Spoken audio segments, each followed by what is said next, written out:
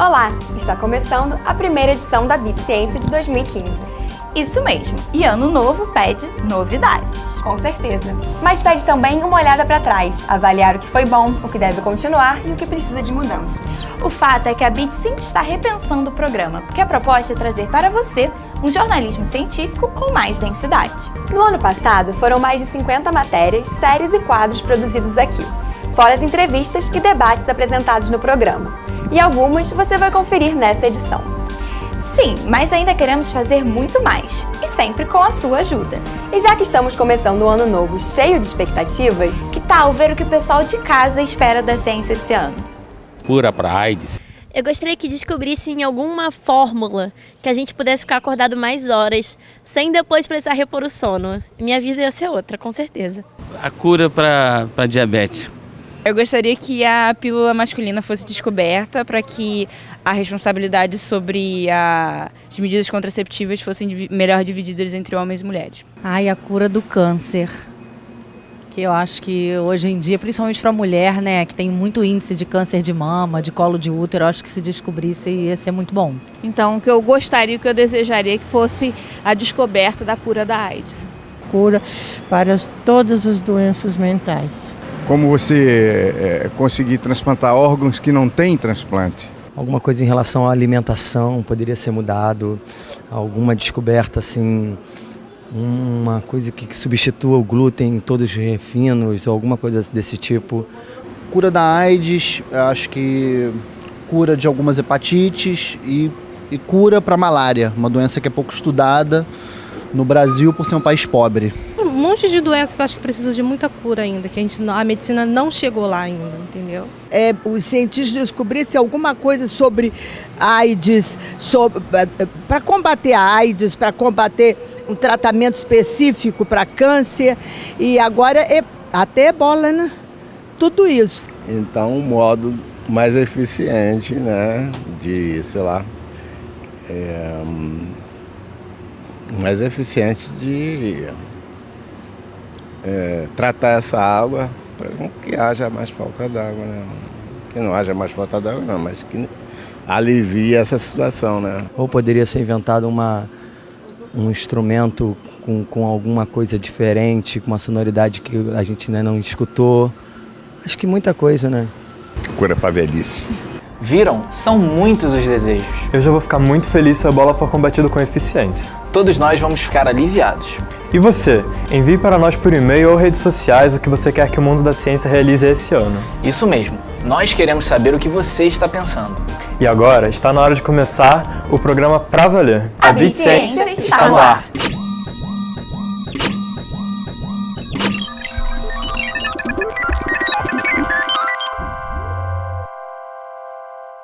Como dissemos, a Bits começa 2015 destacando as melhores matérias do ano que acabou de se despedir. Isso mesmo. No começo de 2014, estreava aqui na Bits a primeira série produzida pelo LEA, o Laboratório de Experimentos Audiovisuais. Verdade, a série Bits Sensações com um episódio sobre o amor. Nessa matéria, a Bits reforça que toda forma de amor é justa, como diria Lulu Santos. Você também vai ver que substâncias químicas do nosso corpo estão envolvidas nessa emoção que é tão almejada. Quer melhor forma de começar o ano do que falando de amor? Solta a matéria.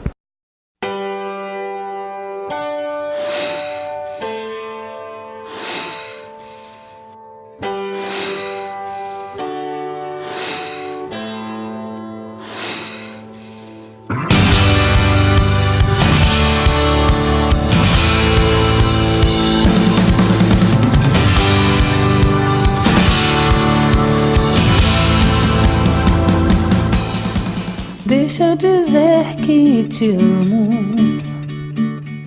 Acredito que seja a forma como a gente é capaz de amar. Acho que eu amo minha família, meus amigos, eu amo a luta.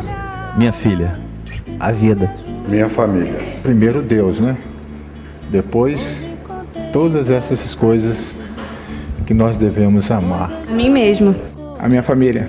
Se amar primeiro, para você depois passar isso para outras pessoas. O que a gente entende como amor, né, no ser humano, seria, aos olhos da ciência, divididas assim, em algumas etapas de ligação entre os animais. No primeiro momento é que existe um aumento bastante grande de algumas substâncias no sistema nervoso. Duas eu chamaria mais atenção. A testosterona, está envolvendo inclusive a questão da relação sexual, né, o desejo sexual, a libido. E a gente observa também o aumento de uma outra substância no cérebro chamada dopamina. A dopamina é um hormônio que está envolvido com a sensação de prazer, de bem-estar, de euforia.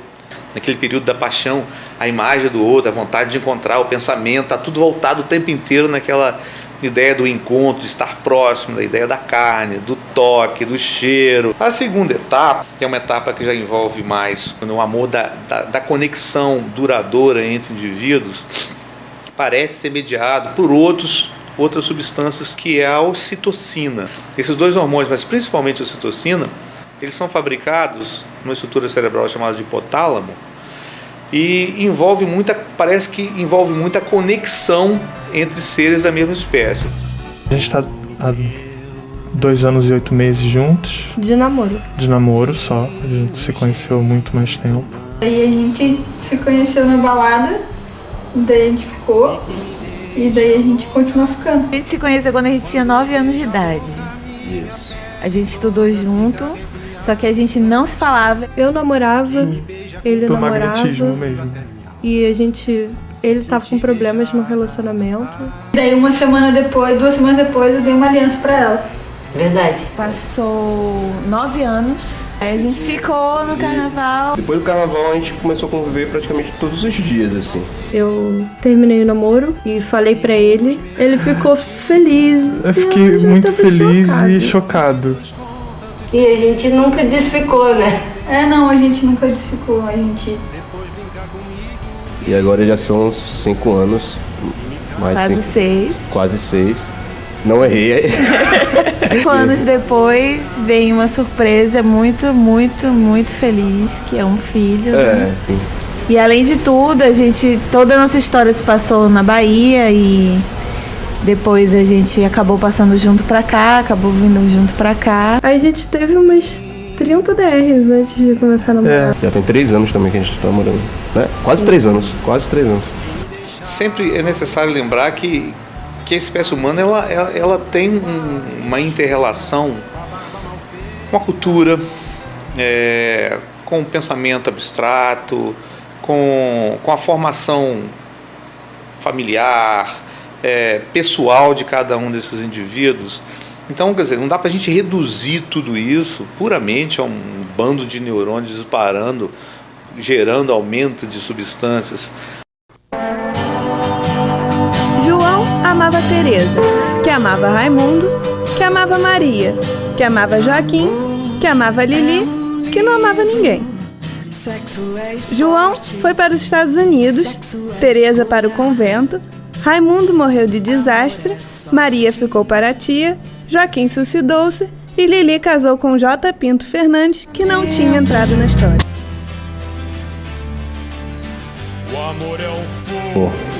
Tem 3 tipos de amor. O amor é aquela parada que sempre faz eu me machucar no final.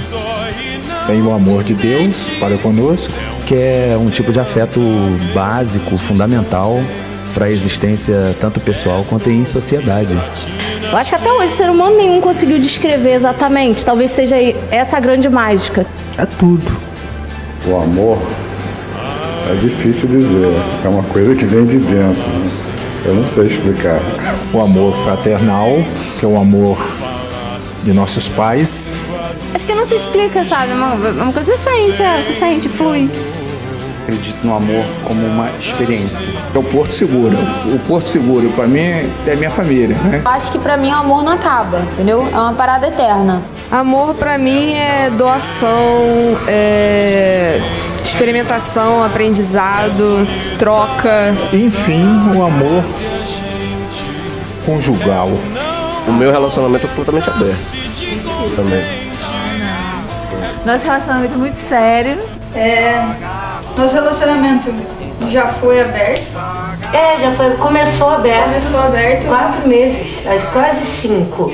Isso é uma linha muito tênue. É uma coisa que é difícil a gente chamar. É muito difícil. Difícil a gente dar categoria pra isso. Mentira nada. Por que isso é mentira nada também? Foi mais ou menos quando eu descobri que eu sou ciumenta.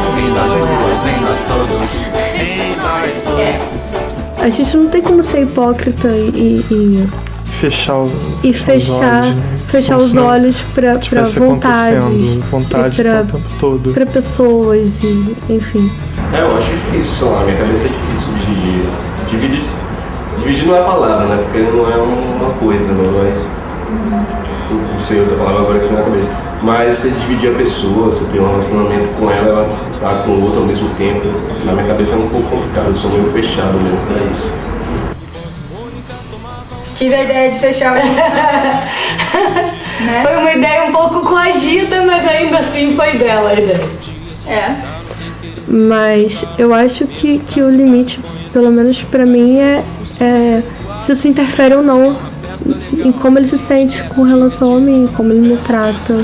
O que não tem de padrão, eu já digo de imediato, é que a gente mora junto e não é casado. É verdade. Mas isso não é uma determinante na nossa vida, assim. Não precisa ter papel assinado pra ser casado. Não se considera casado. Oi?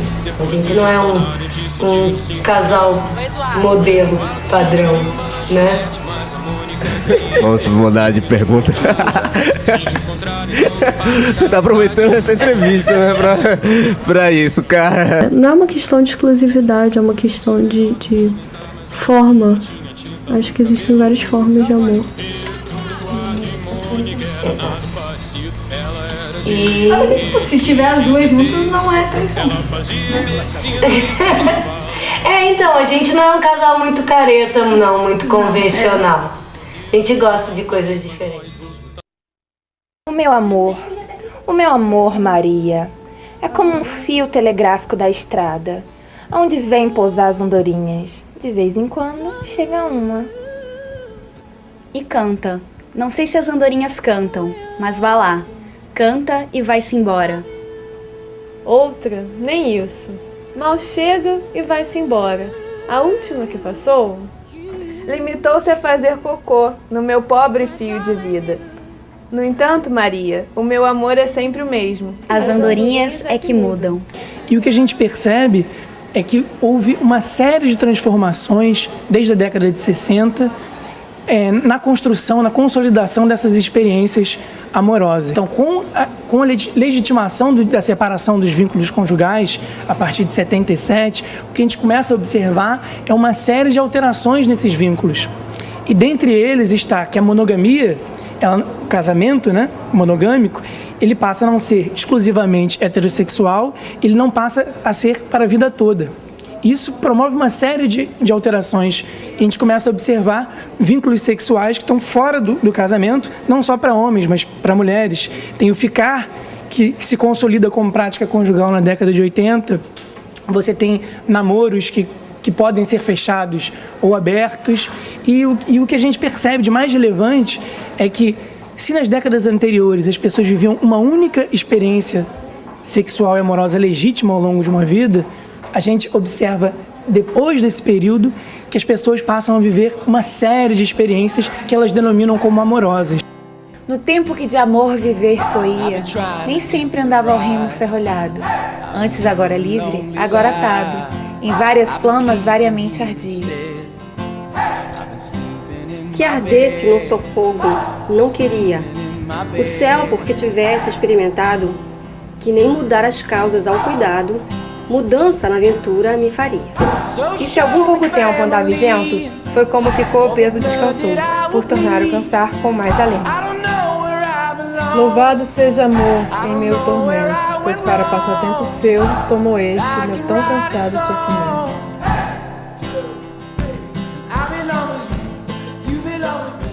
E em se tratando do amor em Camões, vamos ter um poeta, sobretudo, que vai relatar na sua poesia, que vai retratar na sua poesia essa experiência, mas muitas vezes uma experiência de amor frustrado. Mesmo assim, vai continuar tentando encontrar a felicidade através do amor e acreditando mesmo que o amor é a grande mola que move a vida. A experiência, os desejos do ser humano são múltiplos. Desejamos muitos corpos, desejamos muitas pessoas. A loucura de amor que eu fiz foi contar pra minha mãe, né? Que eu gosto de meninos, então... Se não for por amor, a gente vai fazer loucura por quê? Não sei. Depende da situação, né? Ainda não fiz.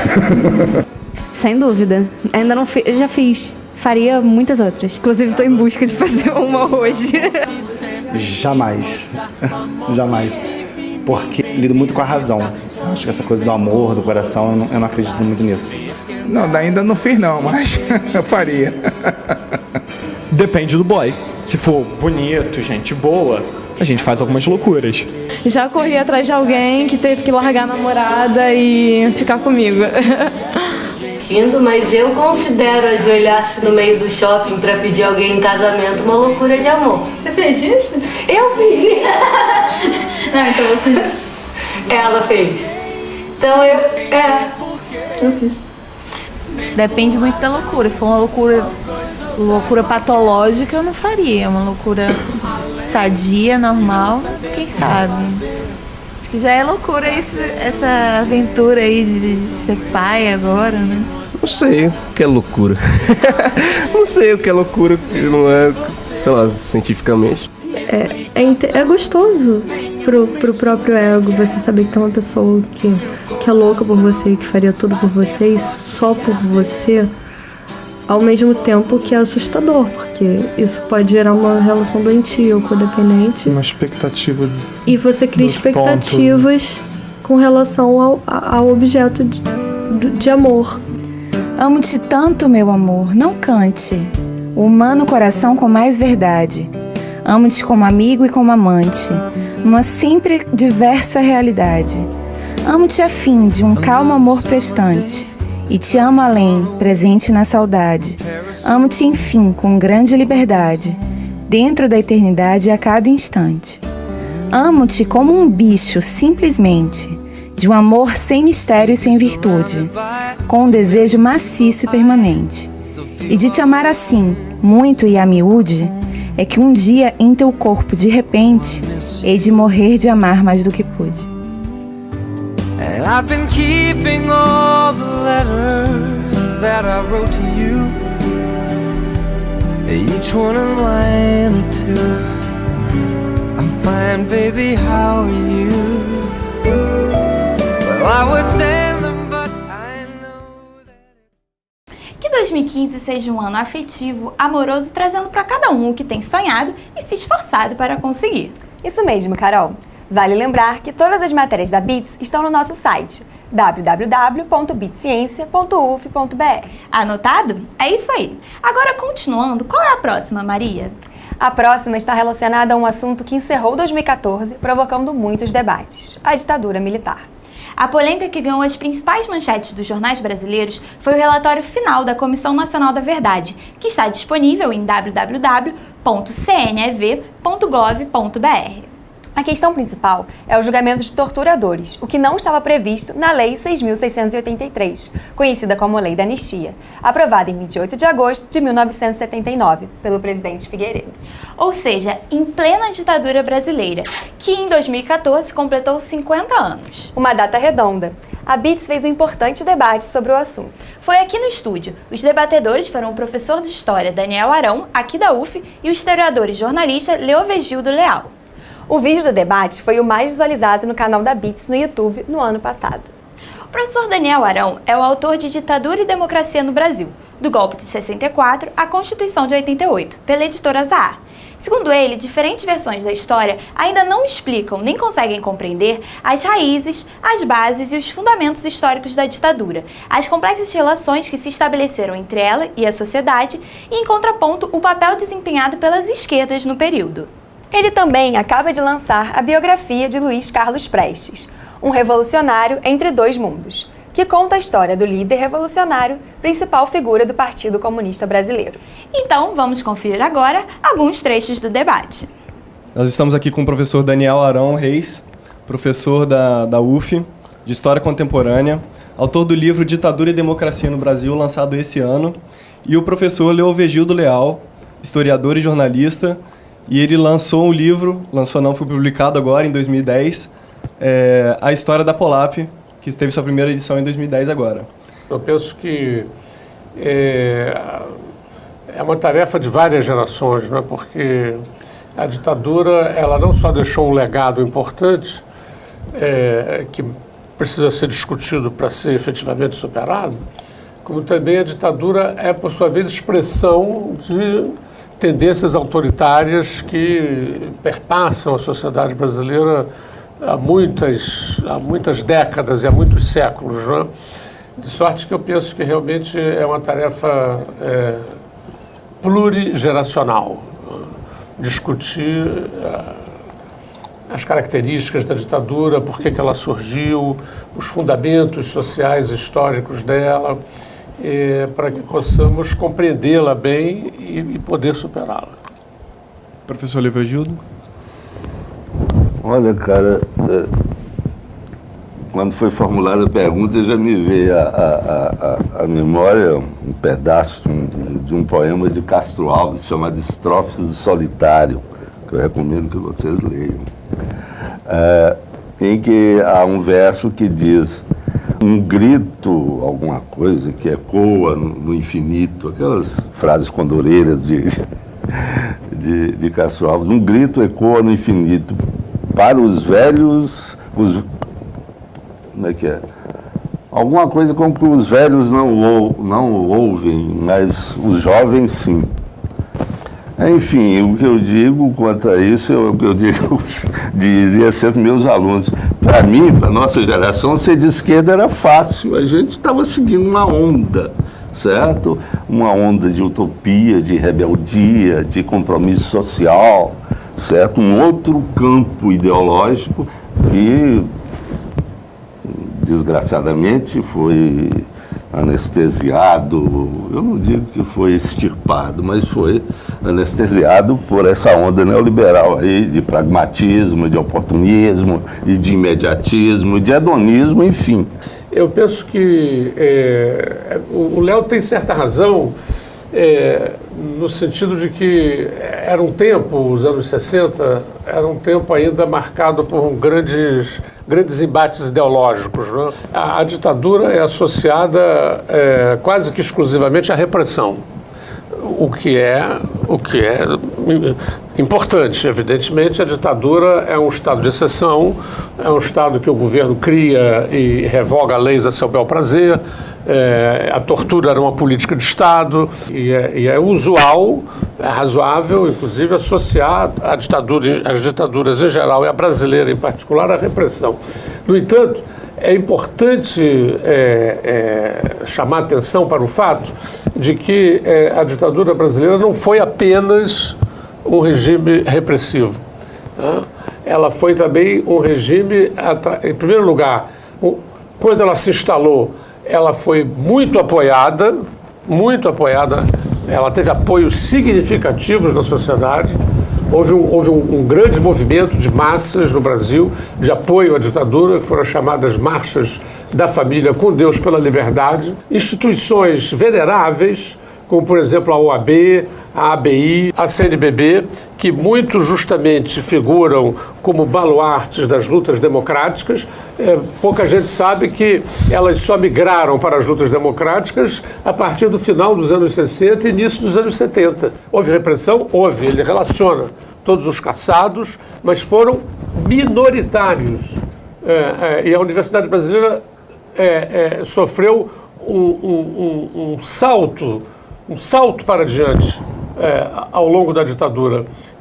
Eu, quando falo sobre a ditadura, eu digo a metáfora mais utilizada para falar da ditadura era anos de chumbo. O chumbo grosso realmente foi usado contra aqueles que se rebelavam abertamente, com armas ou sem armas na mão. Levaram o chumbo grosso. Porém, eu digo também, foram anos de ouro, os anos, sobretudo os primeiros anos a primeira metade da década de 70, anos de ouro, anos de grande desenvolvimento econômico, anos de autoglorificação. De início, eu acho que o termo anos de ouro é pouco cuidadoso. É pouco cuidadoso. Eu jamais usaria isso. Porque a palavra ouro tem uma conotação significativa de positividade. O que houve de fato, e se você para pensar, é que capitais se acumularam naquele... há que fazer uma análise fundamentalmente econômica e infraestrutural para se saber por que houve esse crescimento econômico. São dois conceitos próximos, mas diferentes. Desenvolvimento econômico, certo? E crescimento econômico. Quando você fala em desenvolvimento econômico, você está incorporando os fatores de salário nesse processo de crescimento. Quando você fala só crescimento, no Brasil o que houve foi um processo de crescimento econômico, de acumulação de grandes capitais, houve um desenvolvimento da indústria petroquímica muito grande, absolutamente significativo, e de telecomunicações e a indústria automobilística que deu um salto de qualidade, certo? Agora, isso é um custo social imenso. A palavra de ordem central de toda a esquerda que estava aqui no Brasil é luta contra o arroz salarial. Isso se fez a custo, porque foi um processo de modernização produtiva e que levou a desemprego. E nós estamos vivendo esse desemprego até hoje. E aí, o que acharam? Quer ver mais? Lembrando que esse foi só um trecho. Se quiser ver o debate completo, entre no nosso site ou direto no nosso canal no YouTube. E não se esqueça de nos dizer o que achou. Depois do intervalo, a gente volta com essa retrospectiva da BITS 2014, que destaca alguns dos melhores momentos do programa. Continue com a gente.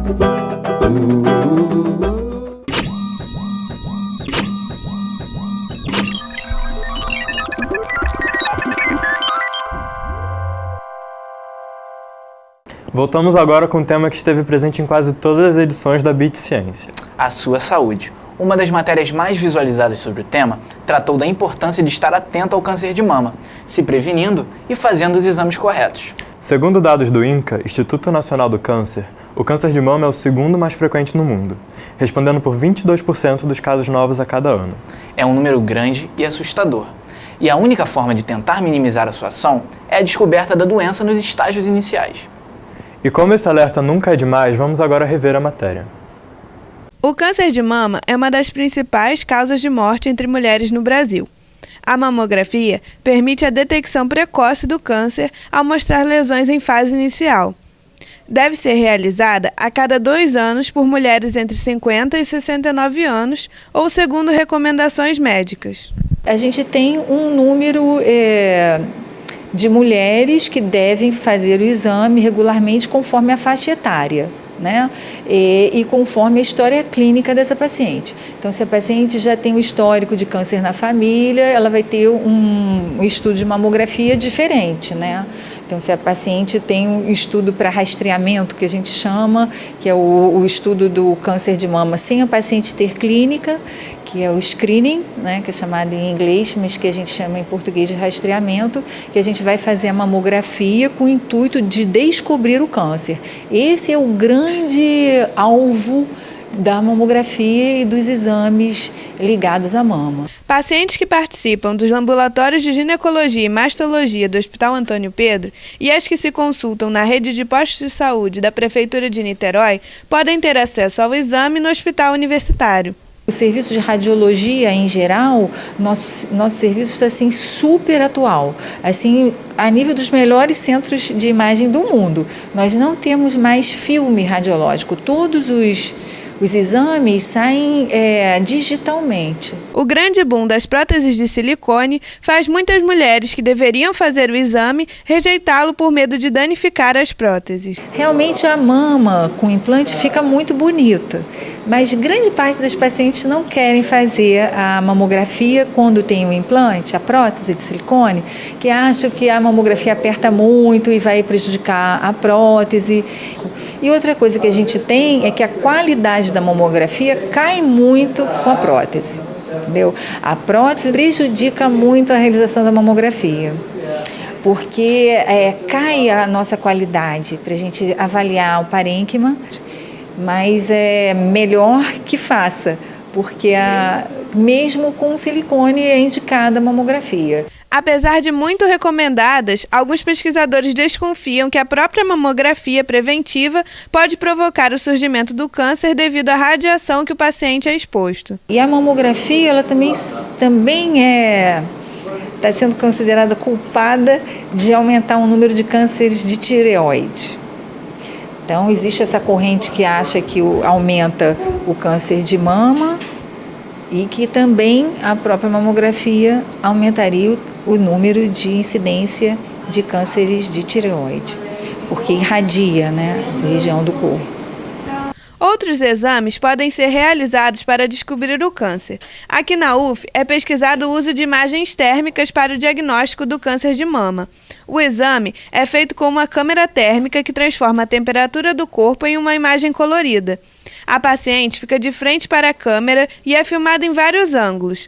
O projeto é do Laboratório Visual Lab, coordenado pela professora Aura Conce, que você conheceu aqui na BITS no quadro Vida de Cientista. Hoje, já instalado no Antônio Pedro, o trabalho do grupo vem crescendo e avançando. A participação do hospital está sendo maravilhosa, né? A gente, na época anterior que vocês vieram aqui, nós estávamos definindo o protocolo de aquisição.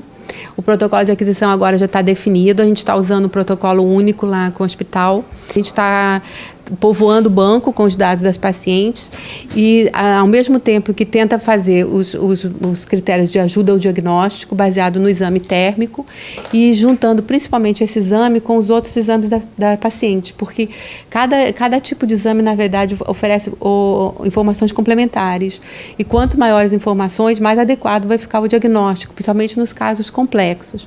E também a gente está, de certa maneira, indo também para a parte de acompanhamento dos pacientes e de tentar usar o banco junto com outros grupos que estão acessando ele também no sentido de pesquisa, de apoio diagnóstico.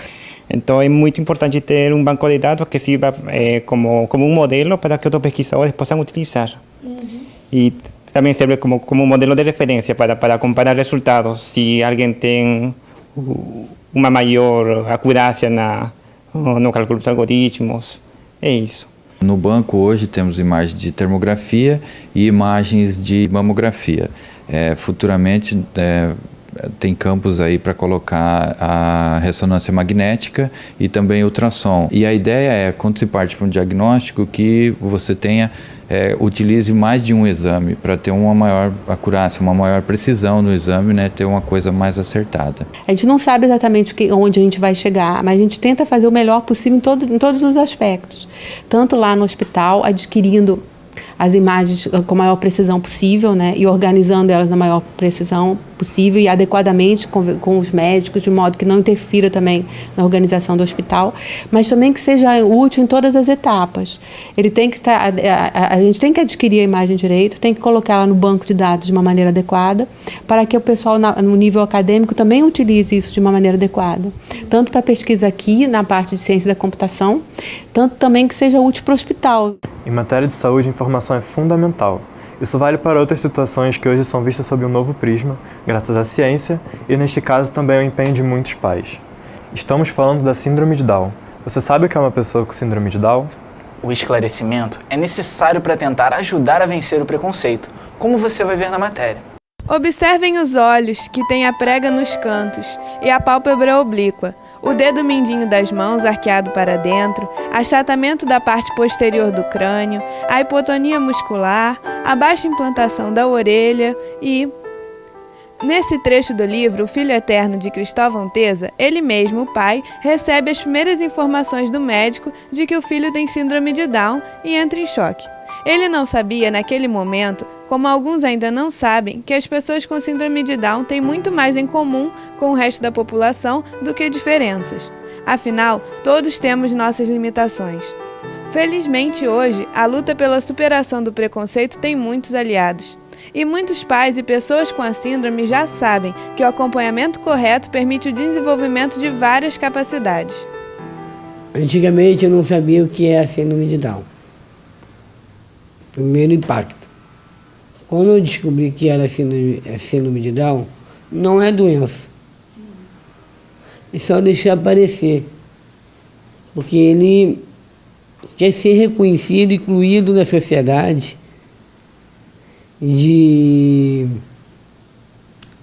igual o ser humano, né?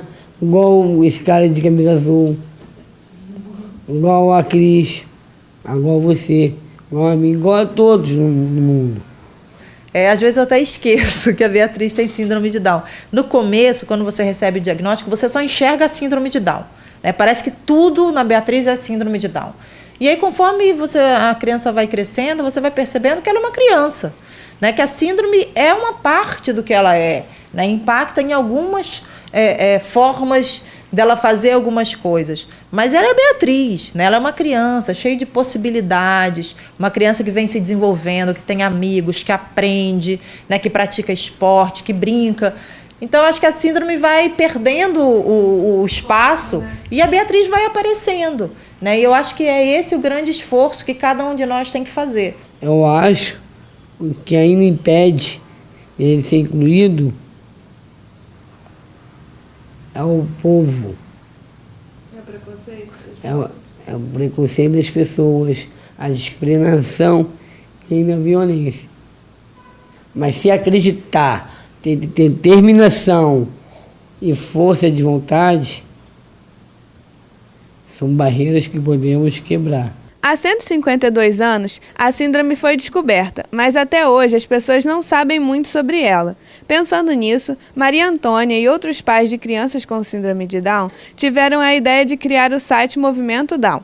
Com o auxílio de pesquisadores, especialistas, ativistas e colaboradores de diversas áreas, o grupo cria cartilhas e kits informativos sobre inclusão, estimulação e cuidados necessários com uma linguagem acessível. Quanto mais informação, mais as crianças têm a chance de se desenvolverem plenamente, já que a síndrome traz algumas limitações. E aí procurando, né, informações para entender, né, síndrome de Down, como fazer estimulação, comecei a ter muita dificuldade. E aí, conversando com outros familiares, com profissionais da área, eu percebi que essa angústia não era só minha, né? Então, um grupo com outras famílias e alguns profissionais surgiu essa ideia da gente ter um site que fosse um lugar, né, de referência, onde tivesse informações, manuais, orientações, que pudessem apoiar, né, as famílias, outros profissionais e a sociedade em geral para se informar sobre a síndrome de Down. O Movimento Down vai fazer 2 anos agora, em março, né, dia 21 de março, que coincide com o Dia Internacional da Síndrome de Down. Acho que nesses 2 anos, né, o esforço inicial foi muito de mobilizar as pessoas, né, conseguir criar esse engajamento das pessoas com o site, ter o site de fato como um espaço de referência e produzir alguns materiais que a gente chama os materiais de acolhimento. É o distúrbio genético mais comum, estimado em 1 a cada 1000 nascimentos, que recebeu o nome em homenagem a John Langdon Down, médico britânico que descreveu a síndrome em 1862. Mas a sua causa genética só foi descoberta em 1958 pelo professor Jeremy Lejeune. A síndrome de Down é causada pela presença de 3 cromossomos 21 em todas ou na maior parte das células de um indivíduo. Em vez de 46, as pessoas com síndrome de Down têm 47 cromossomos em suas células. Tem a questão da face bem característica. As mãos apresentam os dedos curtos, uma prega palmar única, que é conhecida como prega simiesca. Então, eles têm algumas características físicas e algumas clínicas, como alguns problemas de saúde que são mais frequentes nessas pessoas que possuem a síndrome, né? No caso, o principal seria os defeitos cardíacos congênitos, que acomete uma quantidade muito grande de portadores da síndrome. Eles têm um risco aumentado para o desenvolvimento de leucemias e algumas doenças do sistema gastrointestinal. Quando se fala na síndrome, pensamos logo nas crianças, nos filhos pequenos, mas o que acontece na vida adulta? Breno tem 33 anos e trabalha no movimento Down como autodefensor. Ele é um exemplo de que as pessoas com a síndrome podem trabalhar, se divertir e ter uma vida normal. O meu trabalho, antigamente, eu trabalhava como conteúdo e como coordenador de conteúdo acessível. Eu que preparo os textos, antigamente, e deixava mais simples, mais acessível. Atualmente sou autodefensor. Autodefensor, porque auto eu falo por mim. E defensor que fala pelas pessoas com deficiência. Mas como autodefensor, fazer os pais acreditarem nos seus filhos, né? Se não acreditar, quem é que vai acreditar? Além do trabalho com o movimento Down, Breno é ator. Já participou de várias peças e recentemente do filme Colegas, dirigido por Marcelo Galvão, que foi premiado Melhor Filme em Gramado em 2013. O longa conta a história de 3 amigos, que viviam juntos em um instituto para portadores da síndrome de Down até o dia que resolveram fugir para realizar seus sonhos. É o primeiro longa, né? Primeiro filme. E o Márcio, ele come muito, ele quer voar, né? Ele quer voar, come muito e ainda pega as gordinhas. Mas fora do filme, eu prefiro pegar as magrinhas. O mais gostoso é ver o público. Ele ri, no meio do filme já batendo palma. O esporte é um aliado importante para promover o fortalecimento muscular e a socialização para qualquer pessoa. Breno é faixa preta no judô e a atividade física é muito importante na sua rotina. Do esporte não só é importante porque ele também tem alguns exercícios que faz a gente desenvolver mais rápido. Mas ainda tem muito desafio pela frente. As pessoas com síndrome de Down, elas têm necessidades ainda de ter uma maior inserção no trabalho, no mundo do trabalho. As próprias famílias precisam de mais orientação sobre como lidar com seus filhos adultos, de não infantilizar, de permitir que eles tenham uma vida plena, uma vida amorosa, sexual. Então, assim, eu acho que tem ainda muitos desafios para a gente tratar aí. Existem muitos estudos sobre a síndrome de Down e seus tratamentos. Já se sabe, por exemplo, que as pessoas com a síndrome têm uma tendência a ter um nível baixo de ácido folínico e a vitamina B12, que são muito importantes para o metabolismo. Há várias substâncias que os médicos podem indicar para minimizar algumas limitações, mas, geneticamente falando, ainda não se sabe por que ocorre a mudança no cromossomo. É isso que uma das pesquisas do Laboratório de Genética Humana aqui da UF trabalha. Os mecanismos que fazem com que ocorra essa não disjunção, esse erro na formação da célula, ainda não são muito bem esclarecidos. Então, a nossa pesquisa aqui é uma pesquisa dentro disso, tentando buscar possíveis fatores que poderiam estar influenciando nessa não disjunção. No nosso caso especificamente, a gente trabalha com uma análise de polimorfismos,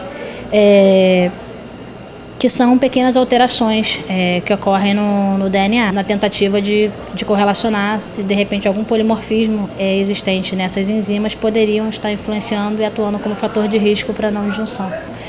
Por exemplo, uma pessoa que apresente aquele polimorfismo, aquela variação, no caso as mães estariam mais suscetíveis a gerar uma criança com síndrome de Down. Uma cura para a síndrome, não tem uma cura para a síndrome, né?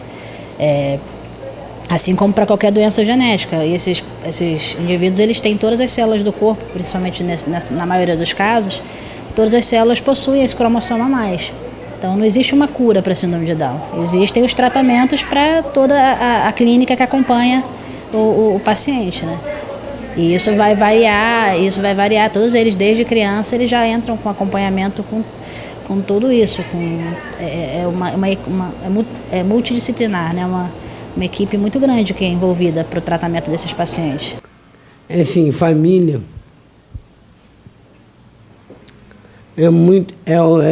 família é importante de tudo. Porque o apoio é fundamental, o carinho. Eu tinha uma dificuldade, um pouco de andar. Aí, como minha mãe disse, meu filho, se esforça um pouquinho mais, que você pode, acredita. Eu tenho certeza disso. O assunto é tão tocante e importante que, na época da matéria, a repórter Tamires, depois que conheceu Breno Viola, decidiu mudar seu trabalho de conclusão de curso. Ela fez um documentário sobre ele. O nome é So Up, So Down, uma história de Breno Viola. O documentário está disponível no YouTube. Veja e se emocione com esta pessoa tão bonita que é o Breno. Eu já assisti e confirmo. Vale a pena conhecer. Bom, e o que vamos assistir agora? Essa matéria, quem escolheu foi o nosso público.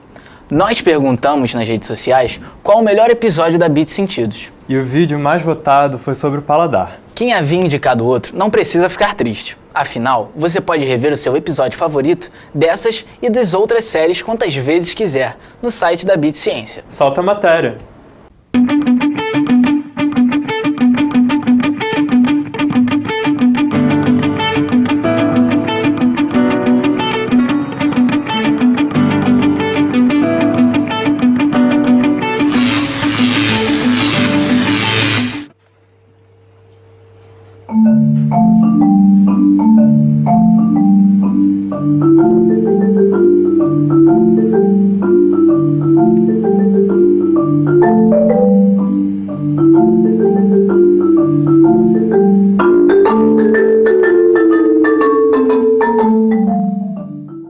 Café. Morango. Doritos. Biscoito recheado. Bolinha de chocolate. Pão francês. O paladar é um processo de percepção dos alimentos e que envolve tanto o sentido do gosto, do olfato, assim como a nossa memória e as nossas experiências prévias sobre o alimento. Então, tradicionalmente, tem sido estabelecido que as papilas gustativas se organizam na superfície da língua em determinadas áreas que percebem melhor o salgado, o doce, o azedo, mas hoje em dia se aceita que outras áreas também têm capacidade na própria língua de perceber esses mesmos gostos.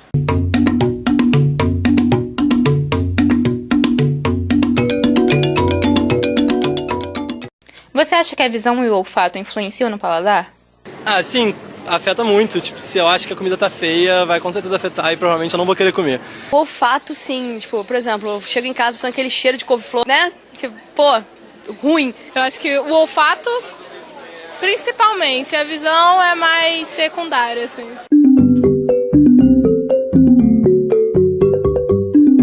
Parece ter gosto de azedo. Morango? Uva.